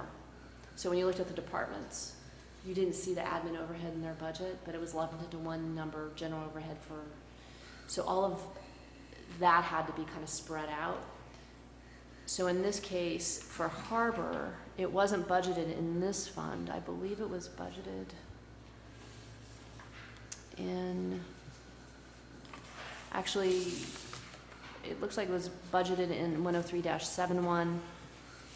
In some cases, I have to say that we did change the prior year's allocation of funds. I think last year, certain funds like the infrastructure funds, which are normally capital outlay, were charged overhead. And we removed that process because it's really for capital, not for overhead charging. So in reducing the number of funds we charged, it hit other funds harder that you could charge. So there is an adjustment here that you'll see from the prior year budget to the current year budget in that change. And opposite of that is we had a few funds that, because they were so upside down, there was not an administrative overcharge charge. CKB is an example. Right. We didn't allocate a charge to that because it was already. Upside down is the key word there. Where would we put the portable restrooms that we might need to get for Casino Point? We didn't. Okay, Thank you. no problem. So we'll add that to the budget then. Yes. We've got a revenue stream to add to it too, if you'd like to talk about that. Sure. For the air tanks. I think we need to speak to our friend Scott first. Right.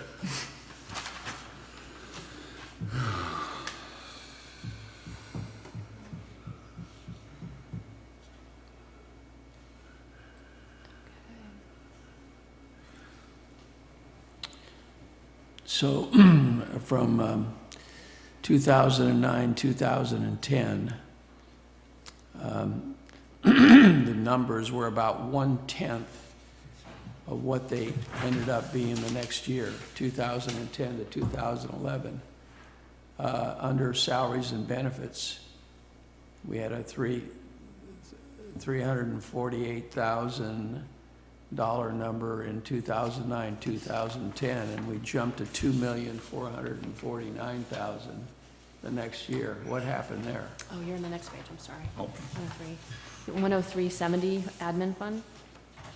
Yeah. It was a big change. Big jump. Maybe somebody decided that they needed to take a look at that and they had to reevaluate. And Those numbers went way up. there may have been a consolidation of fund. It looks like it's all staff there. Well, if you switch to the next page, you can see the adjustments, they switched it to different. Yes. And I have to say, there's been some merging, and with the Harbor Fund, the creating of the 70 and 71 fund, budgetarily it was created, but within the financial system, we only had one. We didn't have, I believe, a 71. So this might be a little dirty because of this consolidation and pulling out of data. But what I can look into is just consolidating it as a whole so you can see the trends. So it doesn't seem so messy. Combining them both again. So are we on the 10370? Yes, 10370.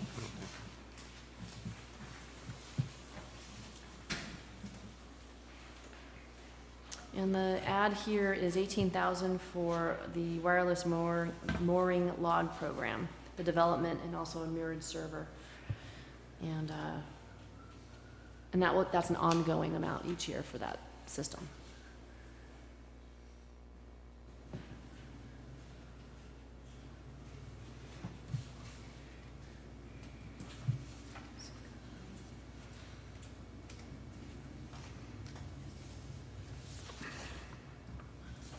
Any other questions there? And you also notice there's a city attorney line item as well. These will be throughout the budget. And this is related to any harbor-related services. And what is the contract services there? The general, Mm-hmm. or that has traditionally been, there hasn't been much expenditure there through the years, and that traditionally has been budgeted for. And Brian, did you, Contractual services would be for the two? computer repair or the warehouse connection of the gate, Verizon service. So the only thing is that there's no expenditure there, so we can take another look at that and see. Maybe it just needs to be moved to the bucket where the expenditure's happening. Well, what caught my attention was a 3,412% change on the far right there. Say that again, Bob? If you look at the line item across the top, you go all the way to the right-hand side of the page. It's a 3,000% change. Oh, the adopted versus estimate. Okay, so if we look at adopted column, yes, that is the 70,000 in city attorney services, which some of that charge was probably early sewer related charge. And that's something we're gonna look at in terms of if we move it out of that fund and move it elsewhere. It could be, I think it's the water, Blue Water, am I saying that correctly? Blue Water contract Well, related. Blue, Well, that's a pure, the pier. I'm forgetting the name of the contract. The water is the pier. Water, pier. Like I'm talking. Okay, so it's not sewer. No, but It'd that's, be a little odd charging the harbor a sewer we're fund. gonna look into the detail of the bills. We get books. So we're gonna see if we're gonna need to move any of that out of there.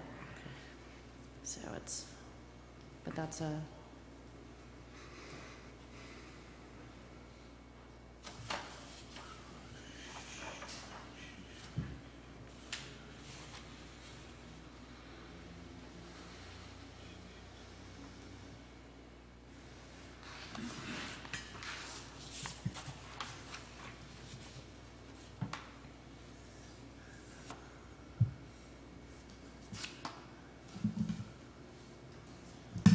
pretty good, okay. 10371. And I should note that page we just looked at has Brian and Kate's salary in there, so it's just them. And then this particular one is all other staff. And we have an increase in training and travel. So, and that's related to having staff represent the harbor at various conferences and shows. And related to security, fire safety, boat handling, CPR, EMT.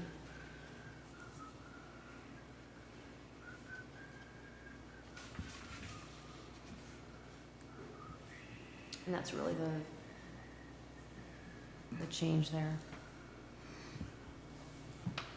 Could we move the attendance at the shows to the community promotion? And it would be paid for from general fund monies? No, you transfer from a harbor to it, but it represents promotion. It's not, I don't know, it's just maybe a little cleaner.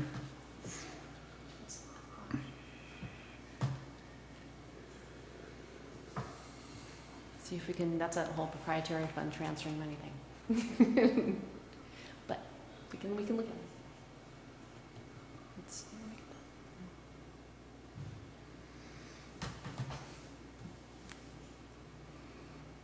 Okay.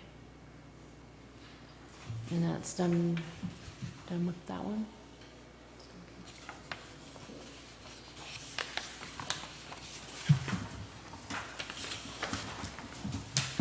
And harbor support services?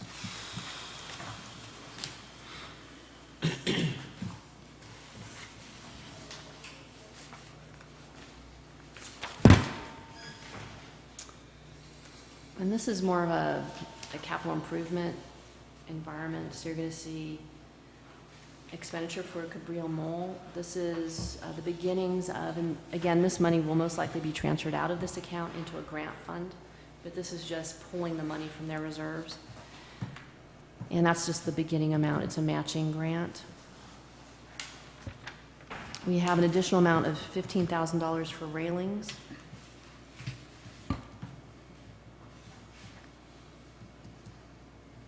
And remind me what beach that was on, the railings? South Beach. South Beach. There's no beach anymore.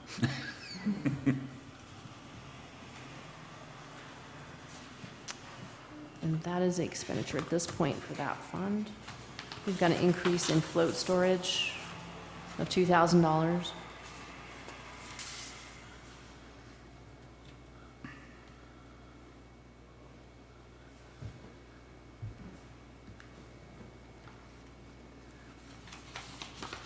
And let's see, well, that's up for that.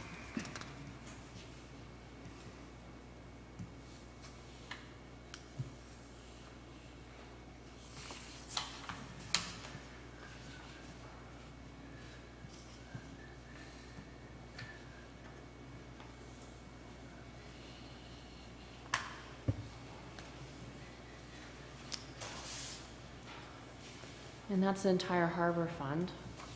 I just want to give you guys a time check, so I don't know if you want to continue on, just what you want to do.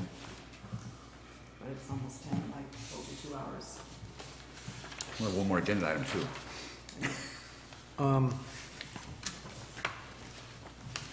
I don't know that spending the time going through each one of these individual funds is any more educational than us actually reading the document, and then if we have questions on these particular funds to come back to you?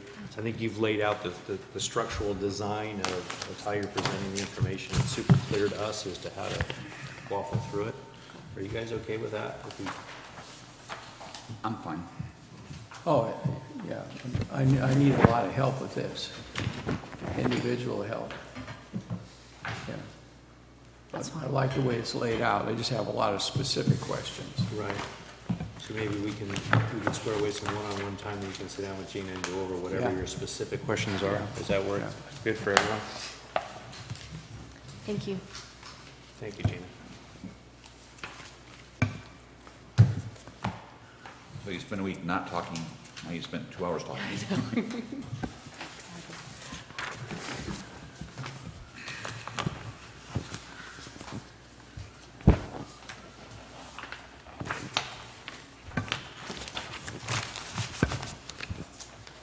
So systematically, I think I get what you've designed and put together. The two concerns I have, or concerns or just comments. I recognize the importance of going in and making fee adjustments and bringing us up to, you know, the cost of living standard and so on.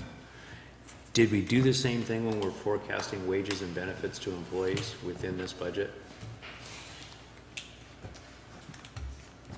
And I'm sorry, repeat your question. So,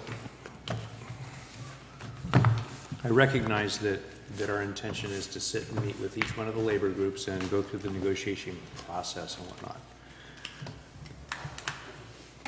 We forecast our projected income, and we burden the ratepayer for whatever fee that is, and we make a cost of living adjustment. But it seems that every year we plan and produce a budget document. We don't do the same when it comes to the way we spend money. And I'm not saying that the cost of living adjustments are or not going to be something that will be achieved or not as a result of labor negotiations, but it seems sensible to me that we plug that number in, whatever that COLA adjustment is, when we produce a budget document. So you're saying for wages? Right. Okay. It's gonna take a lot of work. But it's going to take a lot of work. But as a general principle, I think it's sensible to have that as a forecasted item so that when you get to that 12th hour, it doesn't completely disrupt the entire budget planning process, because it will. And it's, the CPI impacts a lot of different line items, right? So it's not something that we can't plug in and identify what a next CPI increase would be on that and identify what the cost and have it ripple through all of this. Right. So, but it would be, that isn't impossible to do. I just wanted to let you know that. So it's something you can, to just visualize what impact that would have on all funds. It would travel through the 101 fund to the 102, to Harbor, to all the funds. So that is something that we can look at. Because I think at the end of the day, when we're trying to determine, you know, whether or not we have a balanced document sitting in front of us, the one that we codify and say, yeah, okay, this is the budget we're going to be operating on. I think that adjustment has to be made so you know where you are. And if I understand you correctly, you're looking at retro concepts? No. No, okay, so just From today forward. the time, you know, Okay. you go from, you know, last year to this year, you've got to look at just that year. Now, I recognize that we have not done that historically. So there's going to be a kind of a gray area there, but And so you're looking at a forecast, basically, which is the next step in our process. It's a forecast. It's not only a budgetary forecast, but also a cash forecast. well, it's a cash flow forecast, and we're not talking about just this year, but, you know, future Futures. years. We can ignore the future year thing for a minute, but at the end of the day, and let's grab an example. Let's say that we pass and approve this budget, and we have made the assumption that this budget is balanced. And let's say through the negotiation process, one labor group, and it doesn't matter who it is, winds up getting a cost of living adjustment within their negotiation process and their powers to do so. This document now is out of balance. Correct. And so we're going to have to go running back and cut here, cut there, or change the way we're spending money and change the color of money. So I think that once we've determined that all of these buckets are where we want them and this process is complete, you need to make some sort of or as we go through it, make some sort of COLA adjustment in there so that the document is true and correct, rather than waiting for a 6-month budget review. Then you get to that 6-month budget review and you're making what could be dramatic changes in the way we color money. Yes. This budget is an annual budget, annual summary. Do we have monthlies? Are there monthlies? Do monthlies exist?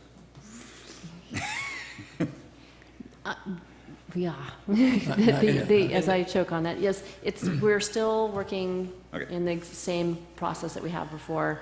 And it's, we're hoping after this week with the auditors here, maybe a little bit more finalized, that we can bring items over to the test environment and create monthly financial reports. That's our next goal. How about just for a placeholder, to put in half the COLA on the salaries for this budget? I think that'd be at least a step in the right direction. Yeah, so, assuming that we get this thing done by this October sometime, and so then we'll sit down, we'll know where we are, so we can sit down and do the negotiating, and let's say we complete that by December, so let's say it's a COLA. So if we put half the COLA in for the salaries in this budget, at least we won't be that far out as a starting point. And you mean by half a COLA is? Just like 6 ounces. Okay. Okay. What was it called, 1.7 or something like that? I'll look at that. Well, in this budget, And we there's, need to do the same with all of our contractual stuff that has that as part of the element, right? That has been done. That has been reviewed. That'd be a whole It's COLA. included. Right.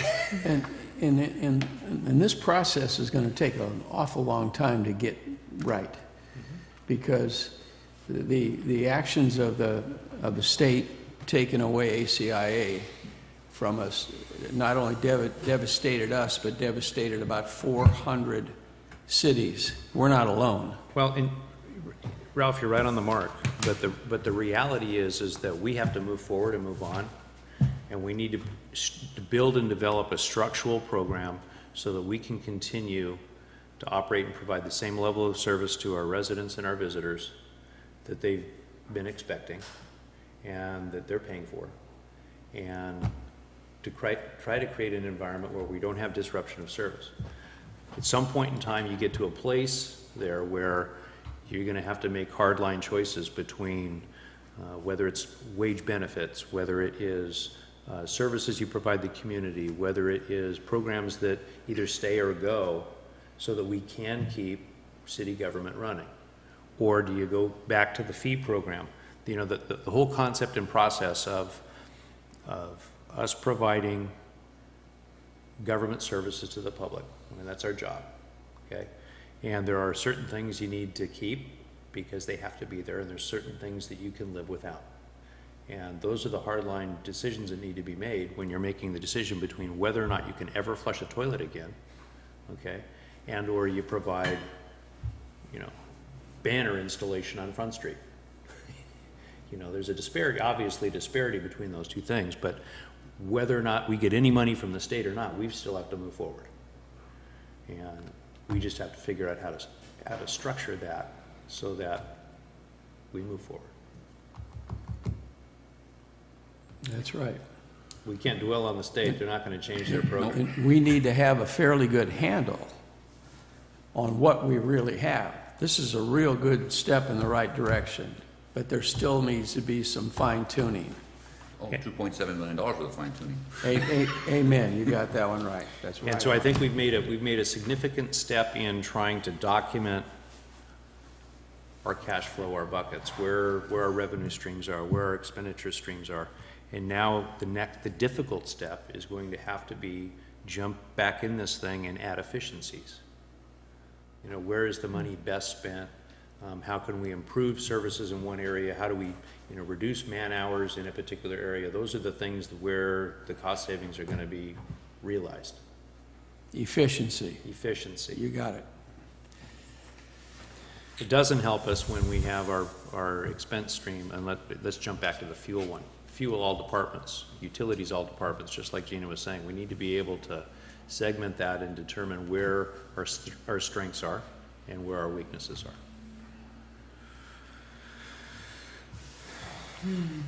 And we probably need to pay attention to what these other 400 cities have done, including going bankrupt, all the way to all those potential ones that are going to go bankrupt, and then what they're doing.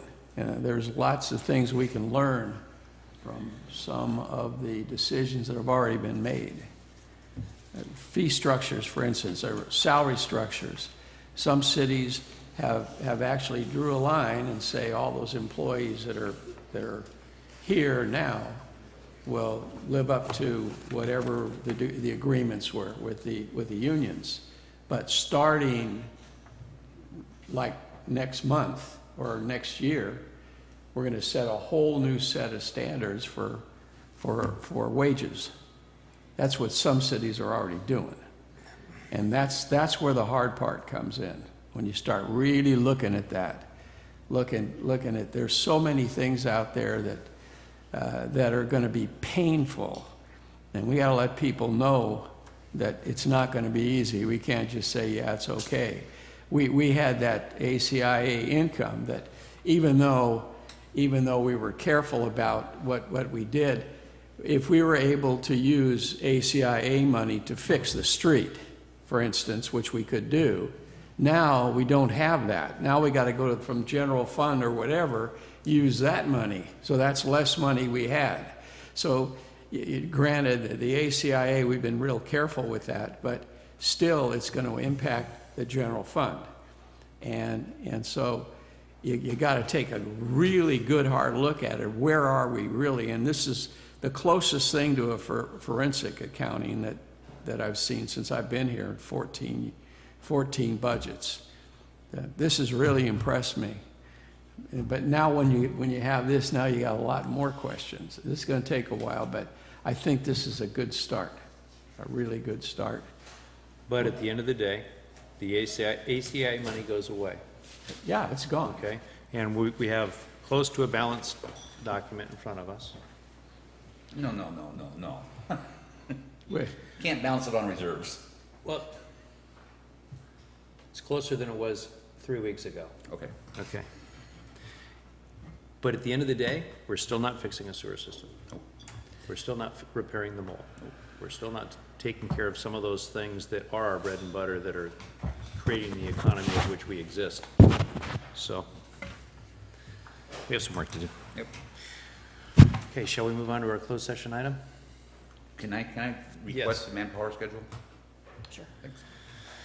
And Ole's concept of being able to look at this on a timely basis and get monthlies, and so that we can act appropriately when we see a flare go up in the air, I think is critical. I know we've been working on that. We've been talking about that for some time. Or is the boat's taking on water? Right. Okay. We have a closed session now for a public employee appointment. Everyone good? All right. Enjoy your day, guys.